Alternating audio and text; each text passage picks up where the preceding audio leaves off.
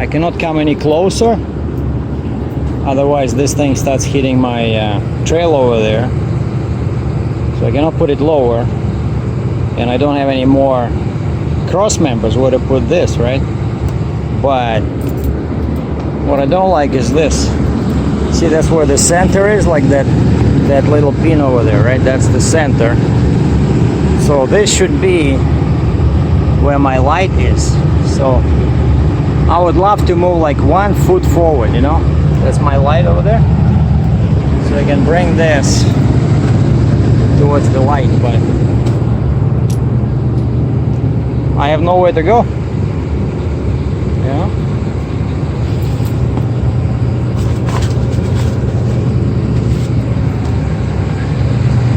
Let's just check. We're not hitting anything over there, are we?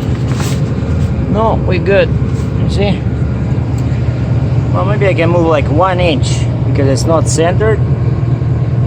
Maybe I can move 2 inches.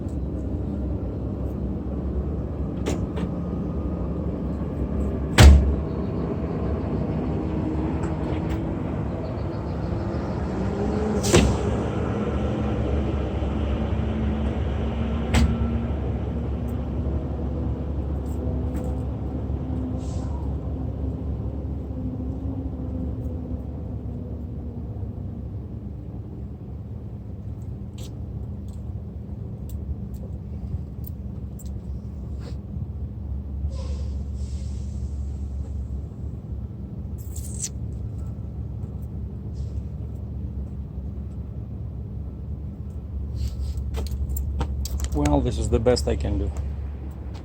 And so this is a Case CX350D, you know, pretty big machine, like, so not a toy, 80,000 pounds, you know.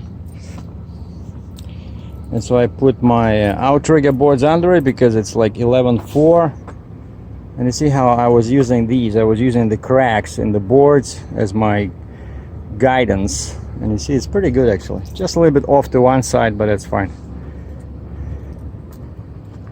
So I gotta cover the exhaust. And this thing has cameras everywhere. You know, pretty cool. When you're driving, there's like 2 screens in there. Shows you what's behind you, what's on the side.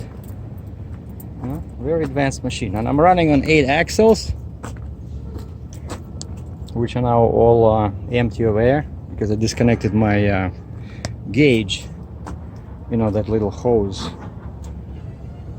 And then I might need, you know, once I have the air and I'm hooked up to the trailer, just crawl over there and measure the height. I might need to tie down those hoses over there. You see those black hoses? They always stick out like 10 feet in the air.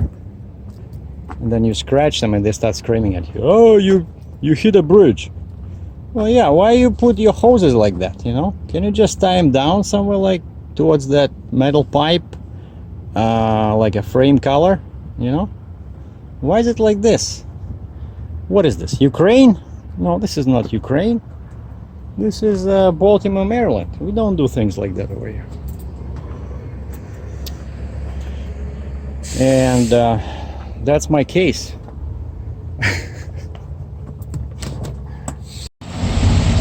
Well, I got out of Maryland and I made it to TA in Harrisburg, Pennsylvania. In the distance, in the center of the frame, it's hard to see, but that's the logo of TA, and the wicked price for diesel over here, it's 3.79 US per gallon. Just totally crazy. I just wanted to show you guys my how I chain down this thing. Let's go. I just went inside. Yeah, you see? That's your APU. So this guy has APU and he has a reefer. I don't know how you can sleep. I cannot sleep in this. Anyway, so this is 80,000 pounds, right? It's a Series 3 excavator. It doesn't look big, but it's a serious load. So I got, first what I did is I tried to use my, these new binders, right? And I thought, hey, I see guys do it, like you put the big hook in here, and then you just put the grab hook of the bind in here. But I couldn't do it. This one was too long, that one was too short. So I just had to go with the traditional. These are my short chains, 6 foot, right? So I did it like this. So corner of the track. So on each side. Right? So there's 4 like that on each side, on each corner of the track. So I have 4 chains, and then over here they do have eyes in the frame, but I very rarely am I able to use them, you know, because they're so far. Like, this is useless. I cannot tie down here. I don't want to use my frame like some guys do, because you're not supposed to hook up anything in there. But this is too far, right? And the angle is too shallow. This would be useless, you know. And so I just did this, what I usually do. Just put a chain like this, right where the wheel is. Otherwise, if you put it here, the track will start sagging, right? So I put it where the wheel is, because this track sits on this, so it's very solid over here. And this is much stronger in my opinion than this, because this part only hooks up one corner of the track, so it can move a little bit. But this one, you see, the chain pushes down like this, and I use this so that not to scratch my chain, right? And then over here, just grab in there, and there you go. And so I have 4 of these at each wheel, well, at each end. You see where the wheel is? You put like this. And so we have 8 chains total. And it works. And yeah, over there I just used that. I tried different heights. I tried to put this under, and then I just went with one single piece. And then just tie down the boom, and we're all good.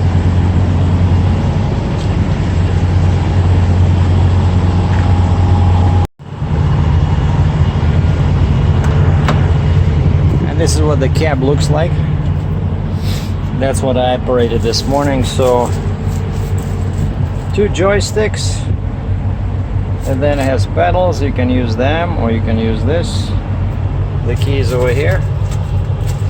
So it has air conditioning, it has a radio, you know, it has this display, which actually when you work the machine, it splits and it shows you the camera. One is facing the back, and I think the other one is one of the sides.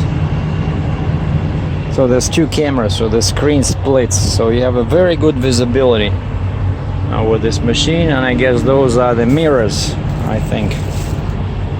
So I better log this. And over here, when I was getting out, by accident I pushed this, and it just shuts down the entire machine. And of course, and this is your hydraulics. Like when you start the machine, it has to be like this, but nothing will work, no levers will work. This is just a safety feature. But when it's started, then you move it like this, and then you can raise the boom, you can turn the house, you know, you can flip that piece over there with the bucket. So pretty cool. Oh, you even has the sunroof.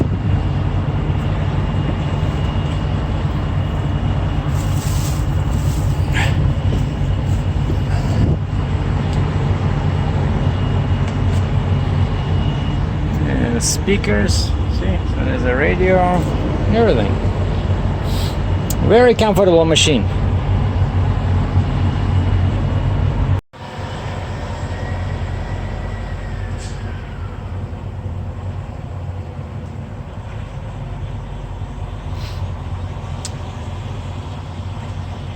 And I want to finish this video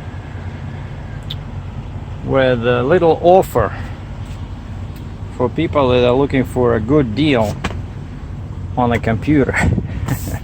But you know, I had lots of trouble with this one. Okay, so I'm not trying to cheat or anything, but this one now works fine, works perfect, because I reinstalled Windows, and also I was having trouble with the power adapter, like with the power, right? Just the laptop didn't want to charge, it didn't want to run on the battery. Turns out it was two issues. Issue one was there was some static electricity on the battery. It sometimes happens, and basically all you do is just open the bottom here, the bottom cover, and just disconnect the battery. You know, I did not need to take it out. I just disconnected the cables, and then I think you have to push the power button for like 30 seconds, 40 seconds, and of course it doesn't start, but that removes the static electricity from the battery. And then I think you start it with the power connected, and then you restart it a couple of times, and then you reconnect the battery. And I did that, and the problem with the battery not working disappeared, right? And then of course I replaced the power adapter. Where is it, by the way?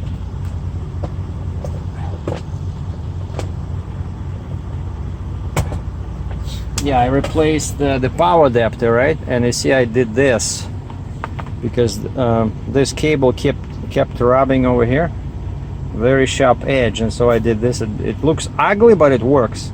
So this is new, just cost me like 100 bucks US, 140 Canadian.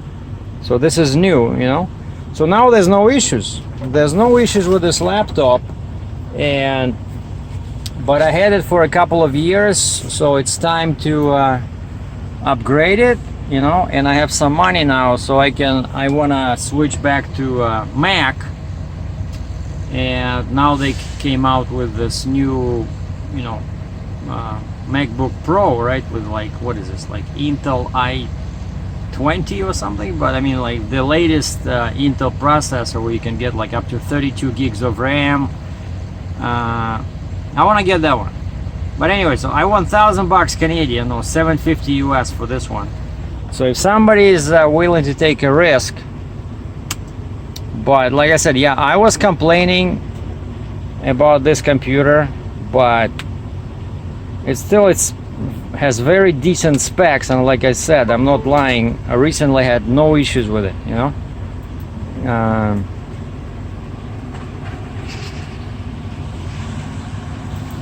Just to give you an idea, so this is XPS, hold on. Okay, so this is, yeah, XPS 15, model is 9550. So it has, as you can see, it has Intel i7, okay, 2.6 gigahertz, which is not too shabby, 16 gigabyte of RAM, and it has, I think I had the, yeah, I have a dedicated video card, NVIDIA, and the hard drive, the storage, storage is solid state drive, so there's no moving parts, and it's 512 gigabytes, you know. And this thing cost me like, I think it was over 3,000 Canadian when I bought it in 2016. It was very high level spec, okay. And